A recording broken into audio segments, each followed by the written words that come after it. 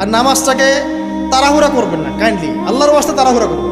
রিল্যাক্সে কেরাত করেন, রুকুতে সময় দেন, সেজদায় সময় দেন, 2 সেজদার মাঝখানে সময় দেন, শেষ বৈঠকে দোয়াগুলো করেন, তারপর ধীর স্থিরভাবে সালাম ফিরান, হাত তুলে দোয়া করেন, সময় দেন। কারণ আমি কি বলছি, সূরা জারিয়াতে 56 নম্বর আয়াতে আল্লাহ পাক বলেছেন, দুনিয়াতে পাঠিয়েছি শুধু আল্লাহর ইবাদত করার জন্য।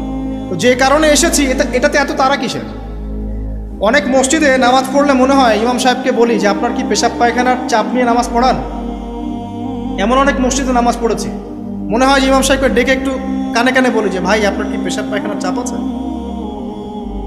মানে 4 রাকাত নামাজ 3 মিনিটের শেষ, 4 রাকাত নামাজ 4 মিনিটের শেষ, এত তাড়াহুড়ার কি আছে? হ্যাঁ, জামাতে নামাজ সংক্ষিপ্ত করতে হয়, তাই বলে কি এত সংক্ষিপ্ত নাকি? রুকু করার টাইম পাওয়া যায় না, সেজদা করার টাইম পাওয়া যায় না? নামাজে ধীর স্থিরতা এবং খুশুটা খুব ইম্পর্টেন্ট। নামাজে কোথায় হাত বাঁধলেন এটা নিয়ে তর্ক না করে, নামাজের একাগ্রতা, মনোযোগ কতটুকু আসছে এটা নিয়ে তর্ক করেন।